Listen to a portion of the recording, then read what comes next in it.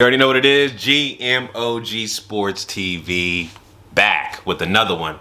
All right, it's been a minute. Got my new baby that just got born last week, so be kind of off with the videos. But I'm gonna, get back into the swing of things.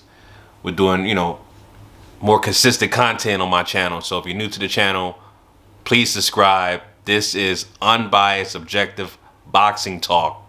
GMOG Sports TV, you already know what it is. So anyway, Dillian Whyte, Andy Ruiz Jr. going back and forth at each other. Basically, Dillian Whyte sent Andy Ruiz Jr. actually a couple of offers to fight over in the UK, and I actually watched a video, a live stream of the Boxing Voice. Shout out to Nestor Gibbs, and he mentioned that according to his sources, the negotiations between Andy Ruiz Jr. and Dillian Whyte fell apart because of the date that they wanted to fight in. So according to Nestor Gibbs' sources, Andy Ruiz wants to fight in June. Dillian Whyte wants to fight in April, right? And that's where the they couldn't agree on. They couldn't agree on the fight date. But my thing is this, right? My thing is this. Dillian Whyte sent Andy Ruiz an offer. All right? You send a guy an offer, you have the ability to do a counter offer. So instead of flat out rejecting the offer, do a counter offer and say, hey, I want this fight, this date with this amount of money, right? But PBC fighters are just basically known to just reject offers without sending a counter offer. Matter of fact, they're not even known to send out offers, period. So my thing is, Dillian Whyte sent out a couple of offers via Eddie Hearn, and they were flat out rejected because of maybe a so-called date they couldn't agree upon or whatever the case may be. At least say, hey, Dillian Whyte sent me an offer. He wanted on this date with this amount of money, but I sent a counter offer. Or I can say, hey, I didn't want it because I didn't want the fight on that date, right? He could say that. But Andy Ruiz basically came out and said he didn't want the smoke. I'm moving on to bigger. He said he didn't want the smoke. And this is not verbatim, but basically he said he didn't want the smoke, a la Dillian Whyte, and he has a big announcement, right? So Andy Ruiz already moved on and is going to fight somebody else. That somebody else could be Dominic Brazil, it could be Adam Kaunauki, it could be Luis Ortiz. It could be one of those three guys, which I suspect. So the fight fell raw between Dillian Whyte and Andy Ruiz Jr. And of course, Dillian Whyte decides to clap back at Andy Ruiz Jr.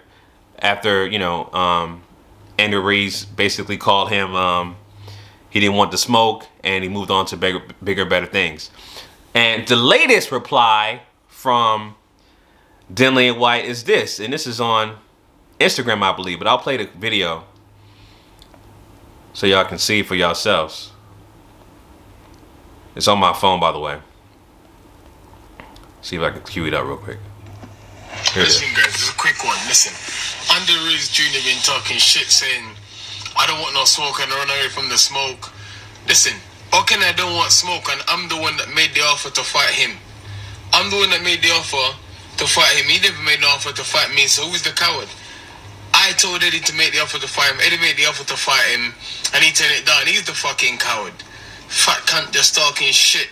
Listen, people need to wake up and realize that I ain't scared of no one. Anyone want it, can get it, anytime, anywhere. I'm the can man. I'm more Mexican than Andy Ruiz is. He's a coward. He's all gut and no heart. Pussy. So you said Andy Ruiz is all gut, no heart. Andy Ruiz is a coward because I sent the offer. How can I be scared when I sent the offer, right? And that was my point, because and also people are talking about who's the A side here, right? Who's the A side? Well, people who send out offers are the A side. And the fact that Dillian Whyte can fight in the UK, right? Can sell out the O2 Arena, right? He can sell out the O2 Arena on his own name. He doesn't have to latch his name on bigger guys like AJ, right? Because he's the cash cow of boxing, him and Canelo, right? So he's able to sell out venues with his own name without attaching his name to somebody else who has a bigger marquee value than himself. So yeah, Dillian Whyte is the A side. He sent out the offer. That makes sense. So I got to call a spade here. Again, this is I'm objective and unbiased. I'm not in bed with any network, any promoter, any entity.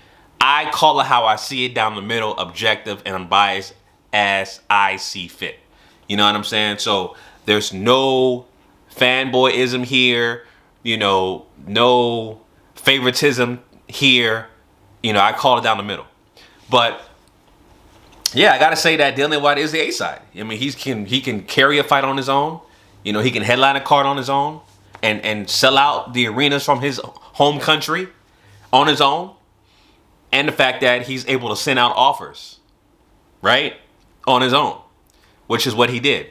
So yeah, I mean, Andy Ruiz and Dillian Whyte, even though that fight fell apart for the time being, I would love to see that fight. Love to see that fight. But my thing is this, though. This is what's going to happen. Andy Ruiz is going to fight either Kaunaki, Brazil, or Luis Ortiz. And I think he is going to beat each one of those guys, right?